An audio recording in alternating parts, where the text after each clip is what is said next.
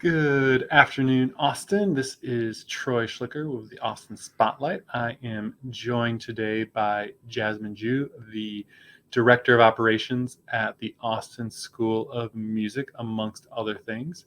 How's it going today, Jasmine? Going really well. Thank you so much for having me. I appreciate you taking the time.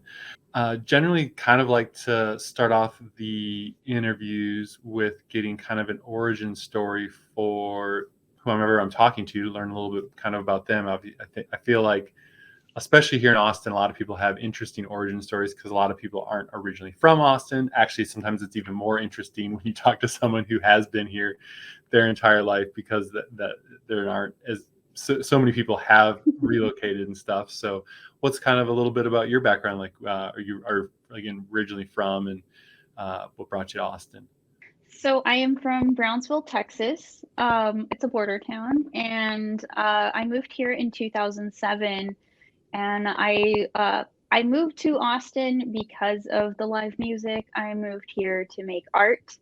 I'm a musician and a painter, and this just seemed like a really good city to land in, and I love it. I love being here. Nice. And Um, I mean, not that Brownsville's close, but as far as like places that you could have gone to try to pursue that, Austin, I'm sure was probably one of the closer cities versus going all the way out to LA or a lot of other places. Yeah, it was a 6-hour drive home if I needed to go back and like visit with family. I do have some family in Austin. My older brother lives here. I've got uncles and cousins, and so it was nice to like land here and have kind of a little base Have already in place. have some people to fall back Yeah. on stuff. No, for sure. That's actually when I first moved down here, around the same time.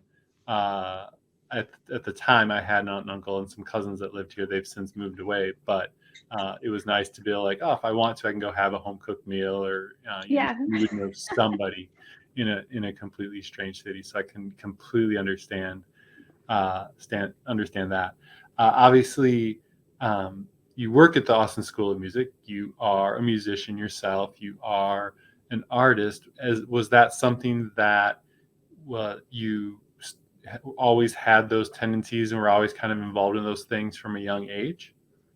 So I've been drawing and making art as long as I can remember. My mom actually just sent me a picture of Roger Rabbit that I drew in 1989. It was terrible, but I was little, so that was kind of where I got started. I drew a lot of like cartoons and stuff.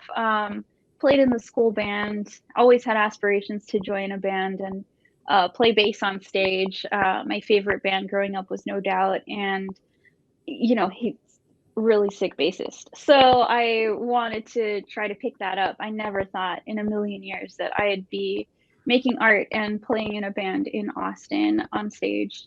So it was kind of I'm kind of living a dream that I didn't think I'd ever, get to experience when I was young.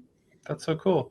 What like what? So obviously, most bands in high school, or don't necessarily aren't don't have a lot of bassists in those. When did you kind of pick up um, that instrument, and wanting to do that? Was that also kind of in middle school, high school, or was that Oh, after? I wish. Around my 30th birthday, I was gifted a bass Okay. from my friend Ricky, and he's like, "Hey, I'm getting a more professional instrument. Do you want to hang on to this and maybe, make a little noise?" And I was like, "Yeah, I didn't really play anything then. I was just kind of working full time, and I didn't really make a lot of art at the time either. I was really focused on just like getting to know people in town, and so I picked up the bass a little bit. My husband is a guitar instructor, so he's also a very proficient bassist. So he gave me a little bit of instruction, and there was an opportunity to audition for one of his bands. One of his bassists was moving out of that project, and they needed somebody, and they needed somebody fast. And I was like, how hard could it be? Yeah, that's awesome. Uh, Again, interesting to have picked, like, and obviously not that you weren't in music at a younger age, but again, there's not a lot of people I don't think that are picking up new The bass musical instruments and specifically. stuff at that age. So that's really awesome that you got involved that way with it. What was it like? So then, previous to joining that group, were you ever doing stuff on stage other than, again, high school band stuff? Had you been a part of other groups in any way whatsoever?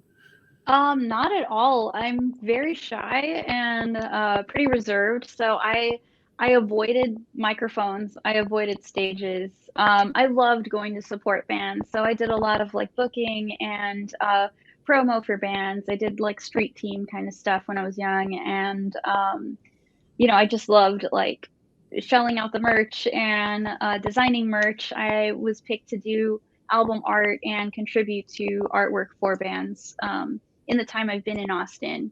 So I kind of had a good support system music wise. So I knew quite a few musicians and was able to pick their brains.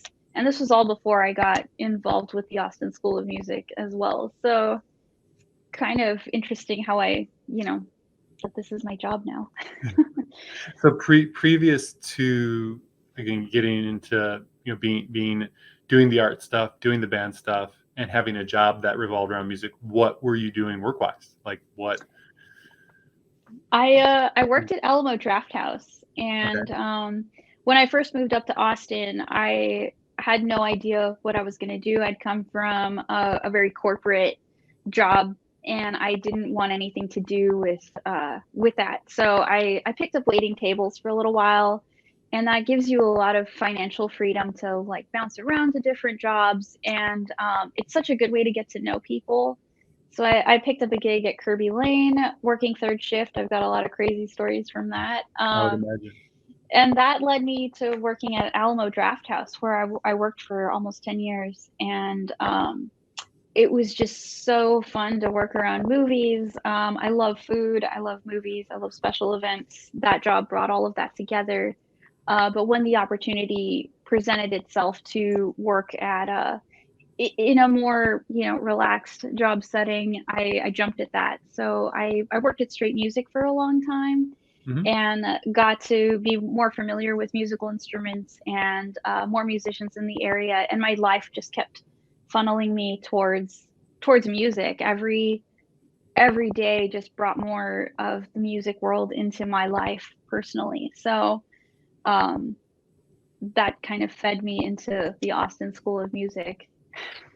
It's not surprising because there's so many examples of it, but like the more you surround yourself with, whether it's the type of people or the types of activities, just the more opportunities come your way in those kind of things because you're just involved in it so much more. And so it's awesome when what you get to be involved in is something that you enjoy so much, because then those opportunities are extra cool because it's, again, like you say, able to live a dream, have a dream job, live a dream life, versus just having a job.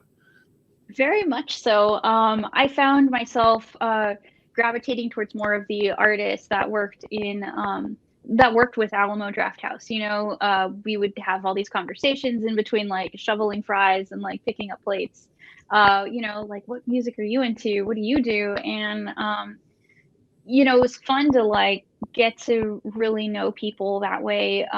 Just like our creative talents, how we would make the regular day job work, and then just slowly surrounding myself with more musicians pushed me in this direction, and I couldn't be happier. Yeah, no, like I say, it's really the Austin music scene is obviously super interesting and cool, and there's so many different ways to experience it. I do like to me the only downside of it is it seems like there's live music almost everywhere, and every once in a while you're kind of like, I just want to go hang out with people and not have to shout or talk really loud over a band. So like every once in a while you're like, I just want to have a quiet brunch type of thing. But for most of the time, it's really cool to have that kind of environment and ambiance, and the ability to go see so many different locals who are chasing a passion, a career, and have those opportunities because, again, in a lot of, I mean, I think it's become more common even in a lot of larger cities to have some kind of scene, but to be able to go and experience just all different kinds of music and all different kinds of events that way is something that's very cool for Austin. Yeah, I just appreciate so much getting to interact with so many musicians. And even when I can't attend a show in person, I appreciate the live streams. Kick Butt Coffee has a slew of awesome bands, and almost all of their shows are live streamed. So if I'm, at work, or I am just unable to make it to a show in person, I can support online and experience the music that way. Yeah. So that's been a lot I of fun. mean, so obviously on kind of that front, I mean, a lot of bands, like a lot of life and companies and everything, gravitated towards virtual live streams, those kind of things. When the pandemic hit, um, how how did that affect your band, you as an artist, and the Austin Music School of Music? So right at that time, my band was trying to figure out what direction we were going to go in, and it was a good March of 2020 was a good time to reform the direction of the project, and that's when I took over vocal duties. And like I said, I'm a very shy person, so to take over singing and like fronting a band, dream come true, nightmare come true, but it gave that break from live performance gave me an opportunity to really get my grounding performing. And we were able to do a few live streams to just kind of get used to the project as it was now as a 3-piece. And I really liked that initial few months of live streaming and just having a little more time to focus on your path. And with the Austin School of Music, because we were 100% in-person lessons, that was a really big transition. And it was kind of scary to undertake because I was brand new to the position of director of operations with the school, and I felt like it was my job to help keep the school afloat. And we'll figure out Zoom together. We'll figure out navigating online lessons. You can't do, we did everything: tuba online, vocal lessons online, drums online. Piano was a little easier, but our brass instruments, stuff like that was a little bit more challenging. Unfortunately, that live streaming and Zoom lessons it opened up our market because we were able to offer the Austin music experience to anywhere in the world, students all over the world. So it's also nice to have as a backup. Can't make it into lessons, hop on your computer, let's do that piano class. Yep. No, but yeah, it was an opportunity in disguise. Like I say, when it first happened, it felt like how are you going to adapt? And then most businesses, a lot of businesses, I shouldn't even say most, but a lot of businesses found a way. So talk to me a little bit, maybe a little bit of the origin story of the Austin School of Music. So not necessarily you just starting there, but kind of just a little bit of the history and background of it in overall. The school was created by Dave Seabury, who is a well-renowned guitarist in Austin. He's a fabulous musician, a very creative soul, and he moved to Austin, Texas in, I think, 1981. His goal was to have an opportunity to work with musicians and really share with the community the gift of music. So he rallied up some friends that were really awesome musicians in town and decided to open a school. Our school is comprised of all of our teachers. One of the main requirements is that you have to be a performing musician. So you have to know what you're doing out when you're performing. We want to have like professionals come in and show our students, we're regular people. You can we want to encourage you to pick up an instrument and take your passion wherever you want. If you want to take it to the stage, you want to record, you want to write, you want to just play piano at home, super chill, whatever you want to learn. He wanted to create an opportunity for that to happen. Um, so it wasn't a super strict like piano class or anything, run your scales. It was more of a, okay, let's do the scale, let's build upon that, and like let's get you pointed in the direction musically that you want to take to. Nice. So does that lead to potentially more, I don't want to say more customized lessons than you might get somewhere else? Like, again, because, if someone's picking up, I mean, obviously, if you don't have basics down in any instrument, it's going to be hard to expound upon that. But assuming you kind of have some basics down, then the lessons can be more focused on the path that the artist or the student wants to kind of go into. 100%. All of our lessons, we have kind of a loose curriculum that we will try to apply to each student, but the lessons are really curated around what you want to learn, what your area of focus is, and how you learn. We're very careful in like how we assign teachers and students, because we want to make sure it's a good personality fit. In addition to like you're getting the study of genre that you want. We've got several guitar teachers, and each of them offers a very niche sort of experience. So we've got like the metal guys, we've got the classical guys, we've got people that are doing punk rock, teachers that focus solely on writing. So if you're just here to jam and you want to learn how to be a great guitarist, we have that. If you want to really delve deep into music theory, we offer that as well. So we want to just make sure we pair people up properly, and so that they're having a good time and they're excited to return to lessons. Yes, no, that's an important thing, regardless of what you're trying to do in life, is if you enjoy the experience, even though it's a learning experience and there's going to be some stumbling blocks along the way, you're much more likely to kind of stick with it and continue progressing. Yeah. Very nice. So how long have you been then with the Austin School of Business, or Austin School of Music? I joined up in 2018. At the time, I was working at Straight Music, part-time, and at Alamo Draft House, and they were in need of a receptionist at Austin School of Music. I lived very close by, so I was like, okay, that'll be a fun little side gig. And as soon as I took the job, I was in love with it. I feel personally like I was able to kind of cultivate a little community at our north location. We've got two spots. We've got one super far north. We've got one down south on Ben White and Lamar.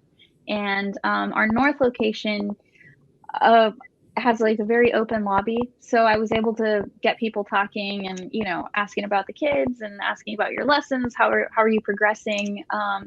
One of our main features of the school is our rock camp, which is the longest running music camp in Austin.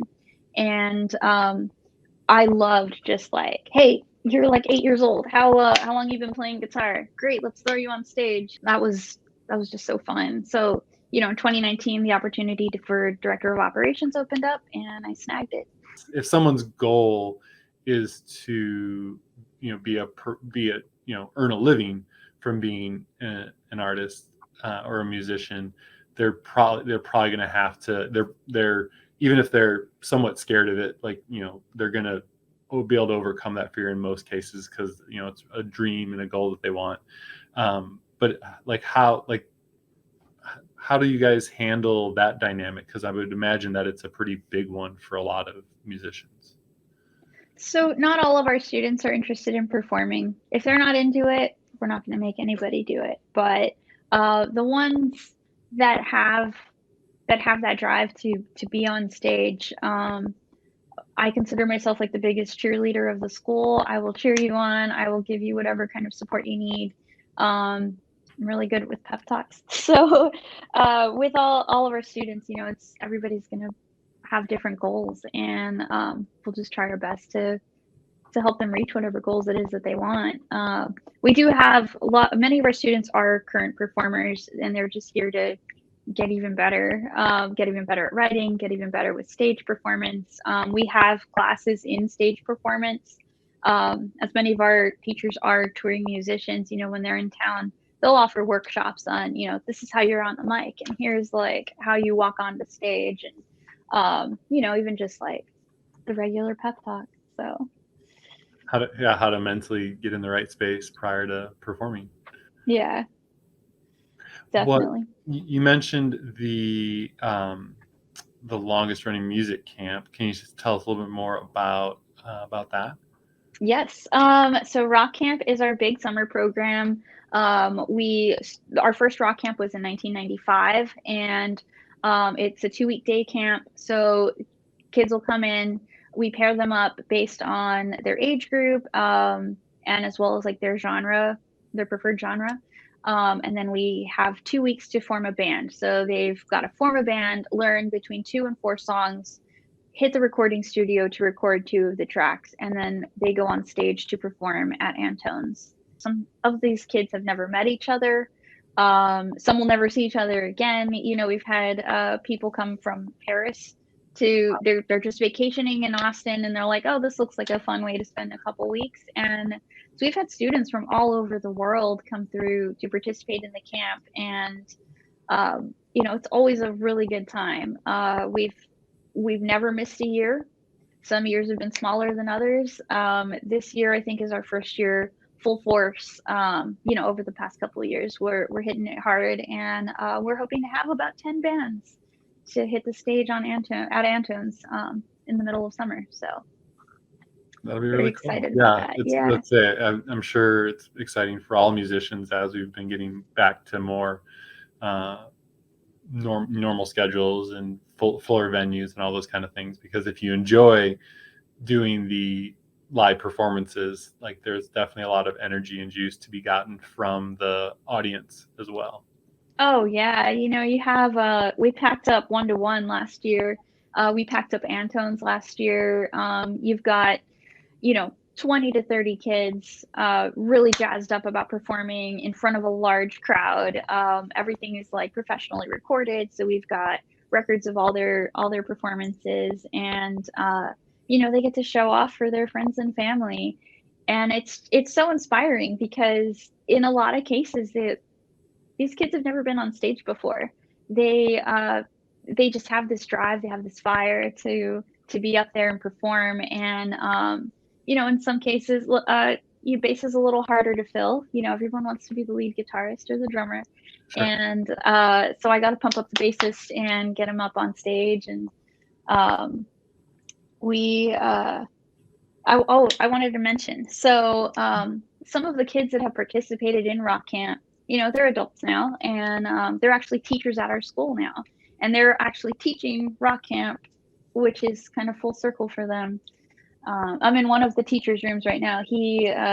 Dave Norris, did the camp several years ago, and now he's a full-on teacher. And As someone who was doing live music prior and then had the shutdown, like how challenging was it to perform live via streaming? Like, I guess, did it feel like just maybe being in the studio recording an album where obviously you don't usually have a big crowd for that?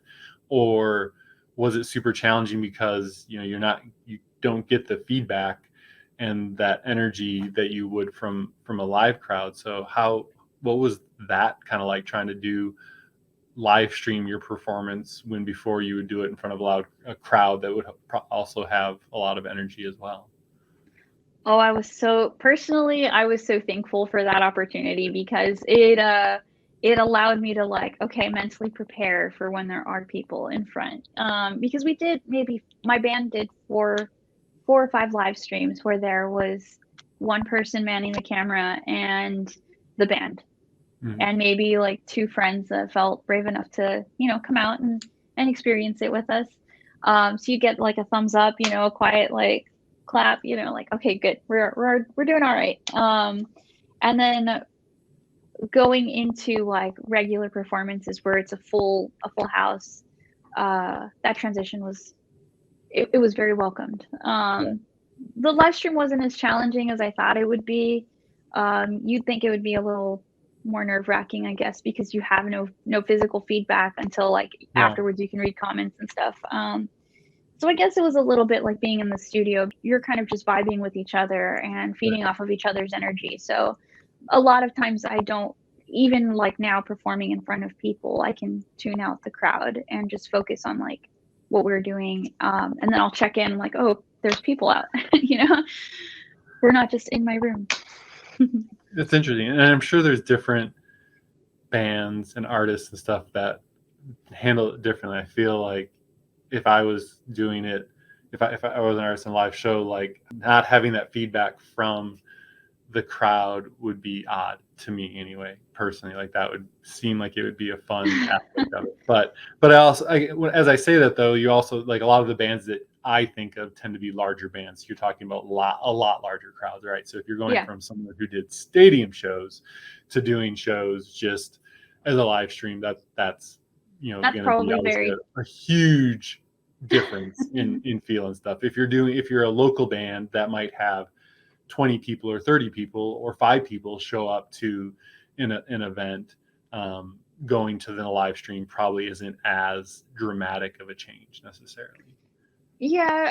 And it, it was just it was a good change, for me personally, because I was just like, all right, it's like a regular rehearsal day. Yeah. So I could close my Well, eyes and if for someone that has that nerves about performing yeah. live and in changing to going from, oh, I get to be a bassist that can kind of stand in the back and be out of the spotlight, I'm sure that, like say that there's definitely a welcomeness there of like, okay, now I've got to speak and sing and do all this stuff in front of people. Well, I can just pretend that they're not here because I can't see them through the camera. So it works out well that they're not here.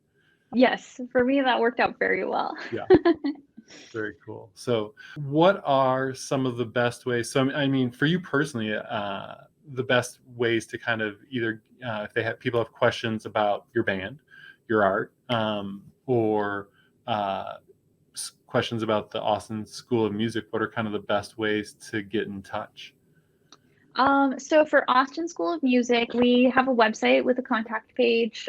We do have social media on Facebook and Instagram and a TikTok. So you can find us on any of those pages at Austin School of Music, all one word. And my band is Tarantula Mountain.